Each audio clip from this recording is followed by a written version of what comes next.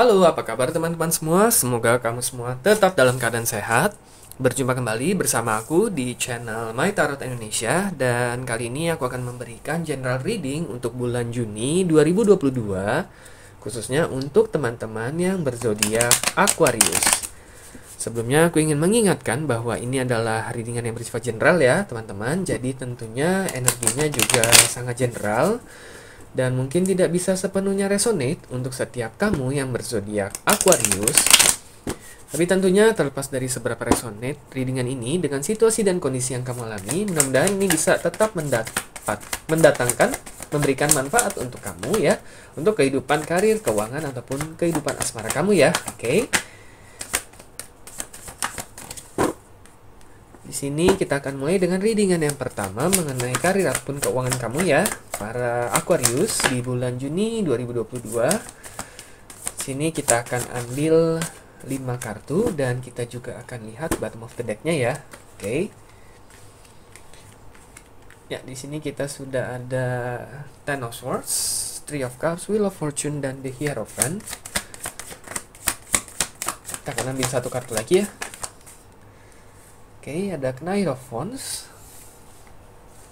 Bottom of the deck di sini ada The Star. Oke, The Star.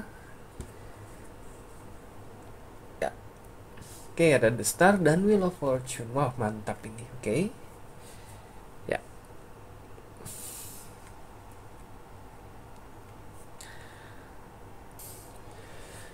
Oke, untuk teman-teman Aquarius, bottom of the deck-nya kita di sini ada The Star ya. The Star ini biasanya diartikan sebagai suatu harapan ya, suatu harapan, pengharapan, ataupun juga bisa diartikan sebagai sesuatu hal yang baik yang sudah menunggu kamu gitu. Yang mungkin saat ini masih belum kelihatan, tetapi seiring berjalannya waktu dia akan sedikit demi sedikit menuntun kamu ke arah yang memang kamu impikan. Kurang lebih seperti itu ya artinya The Star. Oke. Nah, di sini kalau aku lihat tadi yang aku bilang ya ada Wheel of Fortune juga. Dan di kirinya di sini aku lihat ada Ten of Swords, dan Three of Cups. Oke. Di sini kalau aku lihat memang ya karena ini general ya, tentunya nggak semua dari kamu, tetapi memang kebetulan dalam readingan ini mungkin kebetulan aku mendapatkan energi beberapa dari teman-teman yang memang dulu di bukan dulu ya, di bulan-bulan sebelumnya maksudnya memang keadaan karir ataupun keuangannya itu ya bisa dibilang babak belur lah ya di sini karena ada Ten of Swords dan ada Three of Cups di sini. Oke. Jadi memang entah keadaan karir kamu, keadaan bisnis kamu, entah keadaan keuangan kamu di bulan-bulan sebelumnya memang cukup tidak baik ya. Bisa dikatakan ya tadi ya babak belur gitu. Oke, mungkin kamu ada beberapa dari kamu harus kehilangan pekerjaan, entah karena satu hal dan lain sebagainya. Mungkin juga kamu harus kehilangan bisnis kamu ataupun harus menutup bisnis kamu ya karena mungkin kamu merugi terus-menerus. Ada juga beberapa dari kamu yang mungkin dikhianati ya oleh orang kepercayaan kamu ya, di sini ada Three of Cups juga gitu ya. Oke, mungkin ada beberapa yang mengakibatkan kamu mengalami kerugian sangat banyak karena ya ditipu lah ya mungkin ya istilahnya seperti itu ya, mungkin ada penipuan. Mungkin juga ada beberapa dari kamu terlibat dalam suatu investasi ataupun media keuangan dari teman, mungkin dari kenalan kamu yang dulunya kamu sangat percaya tapi ternyata menusuk kamu dari belakang dan sebagainya. Sehingga keadaan keuangan ataupun karir kamu itu cukup goyang di bulan-bulan sebelumnya. Babak belur itu ya. Oke. Nah, yang sempat membuat kamu itu seperti kehilangan harapan ya di sini kalau aku lihat. Nah, di bulan Juni ini kalau aku lihat memang kamu orangnya walaupun terlepas dari sudah berapa banyaknya pahitnya kehidupan yang kamu alami, kamu itu orang yang tetap berusaha untuk positive thinking ya, melihat segala sesuatu itu dari sisi positif, dan memang terbukti di bulan Juni itu akhirnya Wheel of Fortune itu muncul. Oke, suatu siklus yang jauh lebih baik itu akan sudah menanti kamu di bulan Juni ini. Kalau di sini kalau aku lihat memang ini adalah suatu siklus ya, mungkin memang dalam perjalanan hidup kamu. Ini kalau aku lihat memang mungkin salah satu titik terendah yang mungkin bisa kamu alami dalam hidup kamu. Oke? Nah, biasanya ada peribahasa, kalau kita sudah ada di titik terendah, sisi positifnya adalah kita nggak bisa kemana-mana selain naik. Nah, gitu ya, kurang lebih ya.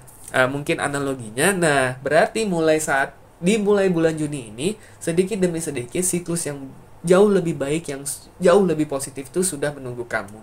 Karena memang selama ini kamu tidak pernah, walaupun kamu ditimpa berbagai musibah, berbagai ketidakberuntungan, kamu tetap eh, tidak kehilangan harapan. Walaupun sempat ya, di sini aku lihat kamu kehilangan harapan, kamu em, sempat pesimis juga ya, apakah memang semesta udah mungkin melupakan kamu dan sebagainya. Tetapi sebenarnya dalam hati kamu itu kamu masih memiliki harapan segala sesuatu itu akan berjalan dengan baik pada akhirnya. Dan itu memang terbukti di bulan ini. Oke, di satu sisi sebenarnya kalau aku lihat ini sudah ada transformasi yang luar biasa ya. Di sini ada di Hierophant. Oke. Yang pasti adalah dari pengalaman-pengalaman terdahulu kamu sudah menjadi orang yang jauh-jauh lebih bijaksana dan dewasa dalam mengambil keputusan apapun yang berhubungan dengan karir, kelangsungan bisnis ataupun keuangan kamu ya. Oke, sehingga nanti di berikutnya jika ada peluang ataupun tawaran yang ternyata sebenarnya tidak seindah yang dikatakan, tuh kamu sudah tahu bagaimana cara mengantisipasinya sehingga kamu nggak akan terjatuh dalam lubang yang sama gitu. Oke. Dan di satu sisi juga di sini ada Knight of Wands, kamu sekarang juga sudah lebih mantap dalam mengambil keputusan. Oke. Teman ya teman, tapi kalau dia menawarkan sesuatu yang ternyata kamu lihat tidak menguntungkan untuk kamu sekarang bisa memiliki keberanian untuk mengatakan tidak gitu. Oke. Dan kamu tidak merasa menyesal gitu. Mungkin kamu dulu orangnya nggak enakan ya, ditawarin teman, ada peluang investasi gini-gini, kamu langsung iyain gitu, karena kamu nggak enak gitu. Dan kebetulan memang waktu itu mungkin kamu ada dana lebih. Ternyata dia menusuk dari belakang. Teman itu ternyata mungkin mengkhianati kamu, membawa lari uang kamu, dan di situ kamu belajar, ya memang istilahnya kamu belajar dengan cara yang sangat keras ya. You learn from the hard way gitu ya. You learn it by the hard way lah ya, istilah bahasa Inggrisnya gitu. Oke, walaupun pahit, tapi sebenarnya ini membuat kamu sudah menjadi mental kamu itu sudah mental baja sih kalau aku lihat gitu. Oke, dan sekarang siklus yang baru itu udah menunggu kamu, dan aku yakin mulai dari bulan ini dan bulan Juni ini dan bulan-bulan berikutnya, kamu akan sedikit demi sedikit akan selalu dituntun oleh semesta ke arah yang memang jauh lebih baik, yang sesuai dengan optimal, sesuai dengan ekspektasi dan harapan kamu. Oke? Nah, dan seperti itu ya. Jadi jangan pernah kehilangan harapan, tetap optimis, tetap positive thinking, dan mudah-mudahan ini segera terwujud di bulan Juni 2022 ini. Oke? Good luck untuk kamu teman-teman Aquarius. Oke teman-teman, cukup sekian ya untuk readingan kita mengenai karir ataupun keuangan kamu di bulan Juni. Aku akan lanjutkan dengan kehidupan asmara kamu secara general di bulan Juni 2022 ya, untuk kamu para Aquarius. Seperti tadi, kita akan ambil 5 kartu dan kita juga akan lihat bottom of the deck-nya ya. Oke. Kita di sini ada 5 of Wands, 9 of Swords, 3 of Pentacles.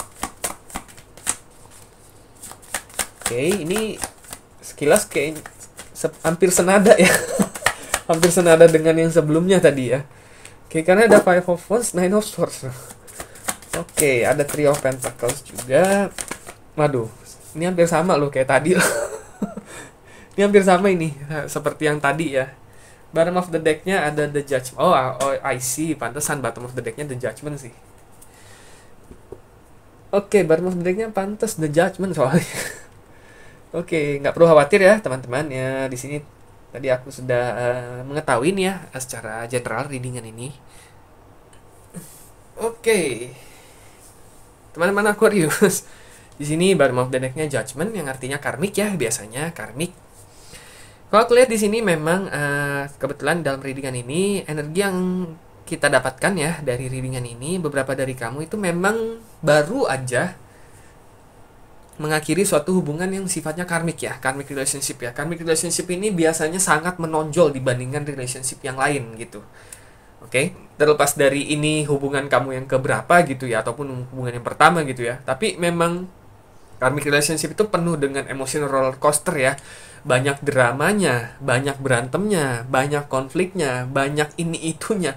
Oke, banyak kesedihan, banyak kekecewaan, tapi emosionalnya juga intens gitu.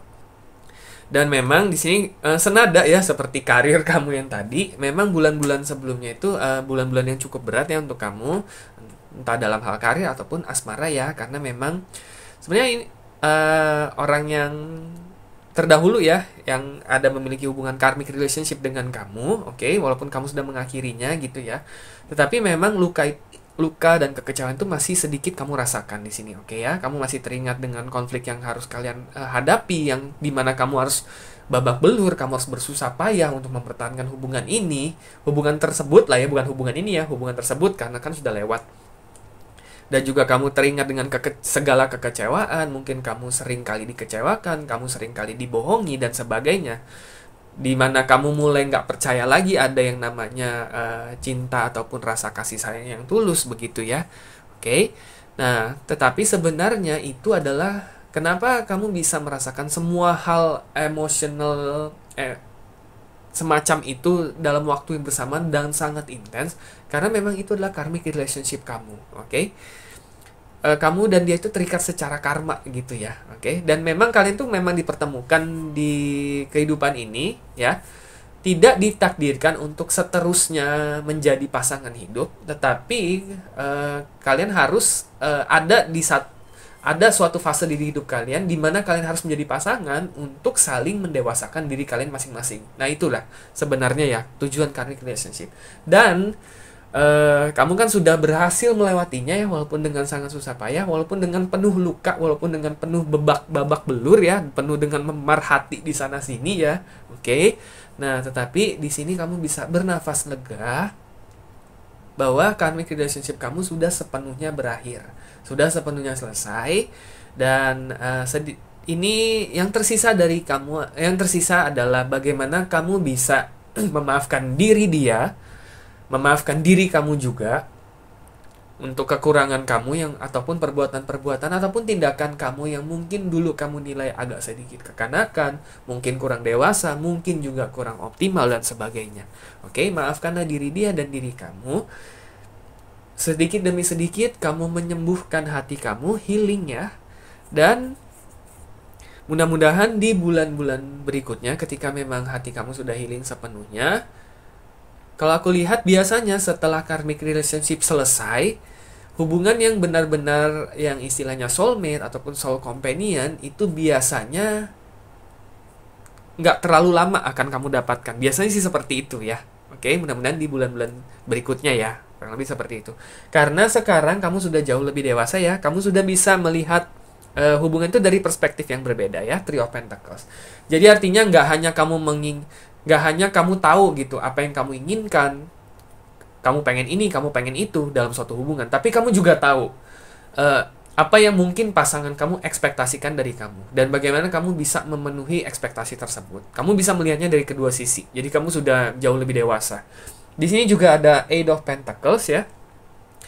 Sekarang kamu juga sudah punya standar hal-hal apa yang bisa kamu toleransi dan hal-hal apa yang tidak bisa kamu toleransi dalam suatu hubungan. Dan tentunya itu akan membuat kamu menjadi pribadi yang jauh lebih kuat. Karena berikutnya ketika kamu bertemu dengan seseorang, kamu langsung tahu apakah orang ini nantinya merupakan potensi orang yang cocok untuk menjalani hubungan yang serius dengan kamu. Oke?